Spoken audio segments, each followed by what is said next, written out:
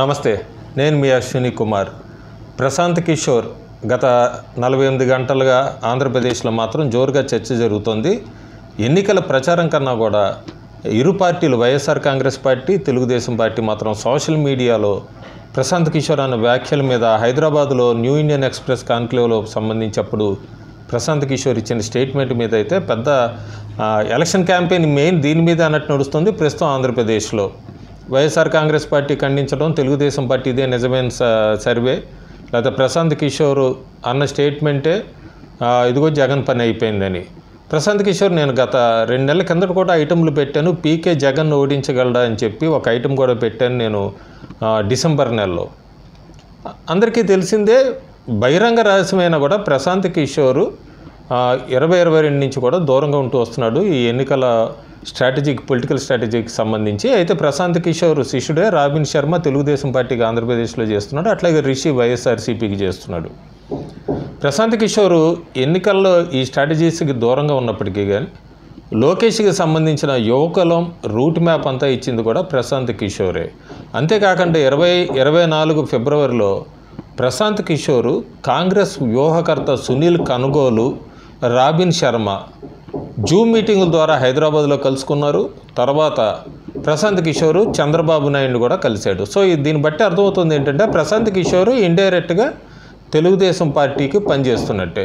కాబట్టి ఇప్పుడు ప్రశాంత్ కిషోర్ కొత్తగా ఆయన ఇచ్చిన స్టేట్మెంట్లో జగన్ ఓడిపోతాడు, ఘోరంగా ఓడిపోతాడు అన్న ఒక ఓరల్ స్టేట్మెంటే తప్ప ఎక్కడ ఆయన సర్వే చేసో లేకపోతే ఏమైనా అనాలిసిస్ స్ట్రాటజీ ప్రకారం ఇచ్చిన స్టేట్మెంట్ కాదు. ప్రస్తుతానికి అది రూల్ అవుట్ చేసుకోవచ్చు. రిజల్ట్ ఏమైనప్పటికీ రేపు పొద్దున జగన్ నిజంగానే ఓడిపోవచ్చు, లేదా తెలుగుదేశం పార్టీ ఓడిపోవచ్చు, తెలుగుదేశం గెలవచ్చు, తెలుగుదేశం జనసేన ఎలియన్స్ గెలవచ్చు. కానీ ప్రస్తుతానికి పీకే స్టేట్మెంట్కి అయితే అంత ఇంపార్టెన్స్ ఇవ్వాల్సిన అవసరం కూడా లేదు.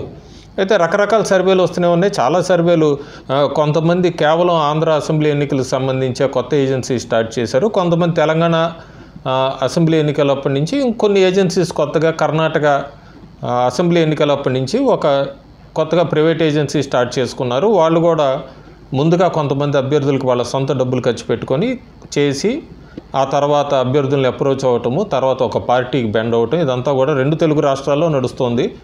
ఒక మార్జినల్ ఫిగర్ ఇవ్వటము, ఈ నెంబర్ నుంచి ఈ నెంబర్కి వస్తుంది వాళ్ళకి అంటూ, ఎక్కడో ఆ నెంబరు క్లిక్ అయినప్పుడు ఇదిగో మేము ముందే చెప్పాము ఈ సర్వే అంటూ కూడా కొత్తగా ఈ సర్వేలన్నీ కూడా వస్తున్నాయి. అయితే ఎప్పటి నుంచో కొన్ని స్టాండర్డ్ ఏజెన్సీస్ అయితే ఉన్నాయి, జాతీయ మీడియాలో కొన్ని ఉన్నాయి, అట్లాగే స్టేట్కి సంబంధించి కూడా కొన్ని అయితే ఉన్నాయి. అన్ని కన్సల్టెన్సీస్ అట్లా ఉన్నాయని నేను అంటలేదు, కానీ కొత్తగా అయితే తెర మీదకి చాలా వచ్చినాయి.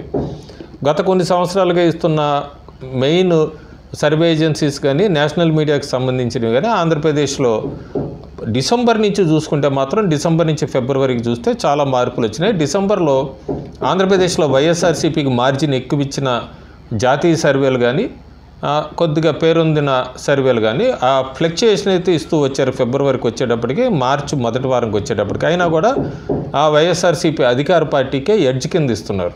అంటే హోరాహోరీ పోటీ జరిగినా కూడా వైఎస్ఆర్సీపీ అధికారంలోకి వస్తుందని చెప్తున్నారు. అయితే మార్జినల్ డిఫరెన్స్ మాత్రం డిసెంబర్ నుంచి కూడా పూర్తిగా తగ్గుతూనే వస్తుంది అధికార పార్టీకి, ఆంధ్రప్రదేశ్లో వైఎస్ఆర్సీపీకి. నేను గతంలో చెప్పినట్టుగా చాలామంది కామెంట్స్లో పెడుతున్నారు, నేను నా సొంత సర్వే నేను డిసెంబర్లో చేశాను, డిసెంబర్లో అయితే నేను క్లియర్గా ఆంధ్రప్రదేశ్లో జగన్ సేఫ్ అనే తమ్మునేలతో ఒకటి పెట్టాను, డిసెంబర్లో చేశాను, ఆ తర్వాత నా సొంత సర్వే అంటూ కూడా నేను ఎక్కడా పెట్టలేదు, మార్చి 2వ తారీఖు నేను సర్వే అనుకున్నాను, పూర్తి కాలేదు, కేవలం బీజేపీతో తెలుగుదేశం జనసేన పొత్తులో ఉంటాయా, పొత్తులో ఉండకపోతే, ఎందుకంటే అక్కడ మాత్రం సర్వే లెక్కలు మారుతున్నాయి. తెలుగుదేశం పార్టీ జనసేనతో బీజేపీ వెళ్తే ఒక లెక్క వస్తుంది, బీజేపీ సింగిల్గా పోటీ చేస్తే ఒక అనాలిసిస్ నెంబర్ అయితే వస్తుంది. ఇప్పటికే ప్రస్తుతానికే తెలుగుదేశం పార్టీ జనసేనకి కొద్దిగా మద్దతుగా ఉన్న మీడియా అయితే మాత్రం బీజేపీ ఎక్కడ పొత్తులోకి రాదోనో చెప్పి కొత్త రకమైన ప్రచారాలు అయితే మొదలుపెట్టారు సోషల్ మీడియాలో కానీ యూట్యూబ్లో కానీ. అదే బీజేపీ ఒంటరిగా పోటీ చేస్తే డిపాజిట్లు రావు, పరువు పోతుంది, అందుకే తెలుగుదేశం పార్టీతో. అయితే ఇవన్నీ స్పెక్యులేషన్సే, ఎక్కడ బీజేపీ ఎలాంటి ప్రచారం ఎక్కడ జరగలేదు, మీటింగ్లలో ఎలాంటి సలహా కూడా తీసుకోలేదు. ఎక్కువ మంది ఒంటరిగానే పోటీ చేద్దామనే సలహా అయితే మాత్రమే ఇస్తున్నారు ఈ రోజు కూడా. దాదాపు బీజేపీకి ఆంధ్రప్రదేశ్లో కూడా అభ్యర్థులు లేరు అనుకుంటే 175 అసెంబ్లీ నియోజకవర్గాలు, అట్లాగే 25 పార్లమెంట్ నియోజకవర్గాలకు సంబంధించి 1861 మంది అభ్యర్థులు అయితే అప్లికేషన్లు పెట్టుకున్నారు. అభ్యర్థులకు కొదవలేదు ఆంధ్రప్రదేశ్లో బీజేపీకి ఒంటరిగా వెళ్ళిన. అయితే సర్వే అయితే మాత్రం నేను మళ్ళీ క్లియర్గా చెప్పినట్టుగానే ఇప్పుడు వస్తున్న సర్వేలు అంతా కూడా ఏదో ఒక పార్టీకి ట్రెండింగ్ ఇవ్వటమే.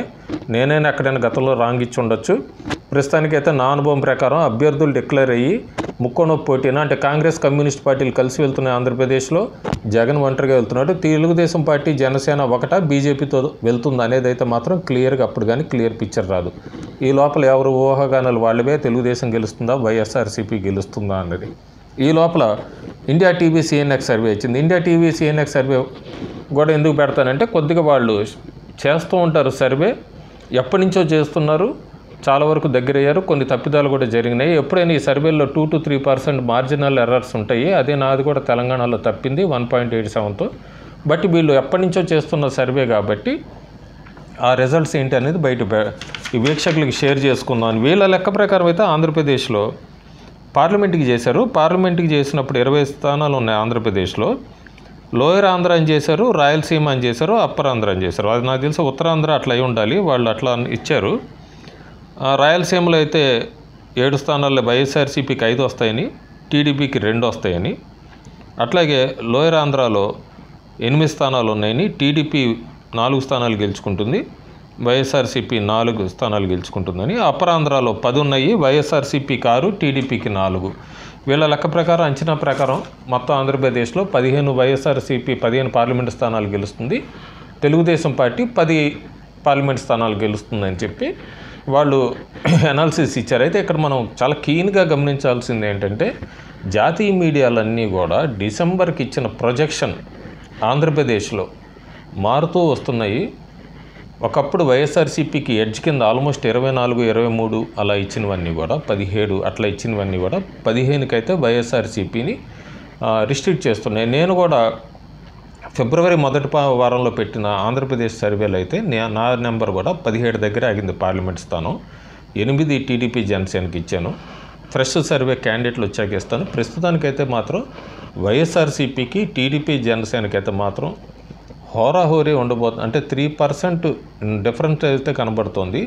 అది ఎటువైపు వెళుతుంది రాబోయే రోజుల్లో వెయిట్ చేయాలి. అయితే ఒకటి వీళ్ళు ఇచ్చిన క్లియరు నేను కూడా చెప్తుంది ఏంటంటే రూరల్ ఏరియాస్లో ఈరోజు కూడా వైఎస్ఆర్ కాంగ్రెస్ పార్టీ స్ట్రాంగ్గా ఉంది.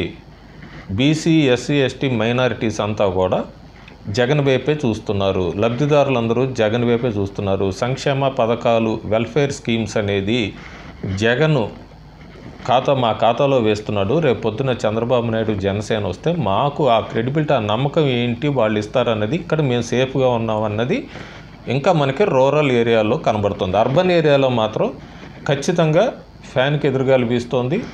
రూరల్లో మాత్రం ఈ ఎదురుగాలి వెళితే జగన్ గడ్డికాలమే. కానీ మార్చి మొదటి వారం ప్రకారం కూడా వైఎస్ఆర్సీపీ రూరల్ ఏరియాలోనూ స్ట్రాంగ్గా ఉంది ఈ రోజుకి కూడా. Thank you.